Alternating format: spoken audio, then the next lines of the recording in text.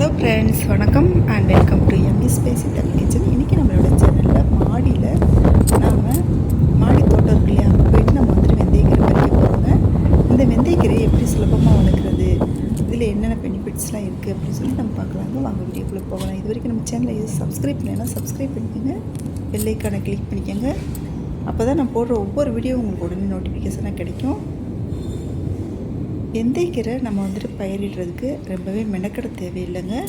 நம்ம சமையலுக்கு உபயோகப்படுத்துவோம் இல்லையா வெந்தயம், அதை தண்ணியில் ஒரு 6 மணி நேரங்களுக்கு ஊற வச்சுட்டு நம்ம இது மாதிரி கொஞ்சம் மண் இருக்க இடத்துல நம்ம இல்லை உங்களுக்கு தரைத்தளம் இருந்துச்சு, தரையில் மண் இருந்துச்சு அப்படின்னு சொன்னால் நீங்கள் அதுலேயுமே போடலாங்க. தோட்டம் இருந்துச்சுன்னா அப்படி இல்லை அப்படின்னா ஒரு சின்ன தொட்டியில் போடலாம், இது மாதிரி பெரிய தொட்டிகளையும் போடலாம்.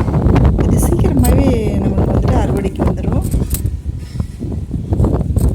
சர்க்கரை நோயாளிகளுக்கு ரொம்ப நல்லதுங்க. அப்புறம் குழந்தைகளுக்குமே இந்த வெந்தயக்கீரை கொடுத்தோம் அப்படின்னு சொன்னால் ரொம்பவே நல்லது. வெந்தயக்கீரைகளை நிறைய சமையல் பண்ணலாங்க. வெந்தயக்கீரை கூட்டு பண்ணலாம், சப்பாத்தி பண்ணலாம். வெந்தயக்கீரை சப்பாத்தி பார்த்துக்கிட்டோன்னா டேஸ்ட் அவ்வளோ ஒரு அட்டகாசமாக இருக்கும். இந்த வெந்தயக்கீரையும் சப்பாத்திமாக பிசைஞ்சிட்டு நம்ம சப்பாத்தி செஞ்சோம் அப்படின்னா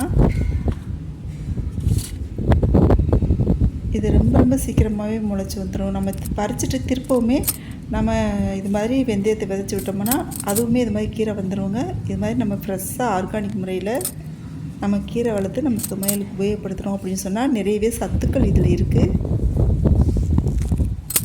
இதுக்கு நான் வேறு ஒன்றுமே சேர்க்க தேவையில்லைங்க. நம்ம அரிசி கழுவுற தண்ணி, பருப்பு கழுவுற தண்ணிலாம் இருக்கும் இல்லையா, அது மட்டும் நம்ம சேர்த்தோம்னாலே போதும், சூப்பராக வெந்தயக்கீரை முளைச்சி வந்துடும். பாருங்கள், இவ்வளோ அழகாக வெந்தயக்கீரை இருக்குது. இந்த பதிவு உங்களுக்கு பிடிச்சிருந்துச்சுன்னா நம்ம சேனல் இது வரைக்கும் சப்ஸ்கிரைப் பண்ணலைன்னா சப்ஸ்கிரைப் பண்ணிக்கோங்க, பெல் ஐக்கானை கிளிக் பண்ணிங்க, ஃப்ரெண்ட்ஸுக்கு ஷேர் பண்ணுங்க, லைக் பண்ணுங்கள், கமெண்ட் பண்ணுங்கள்.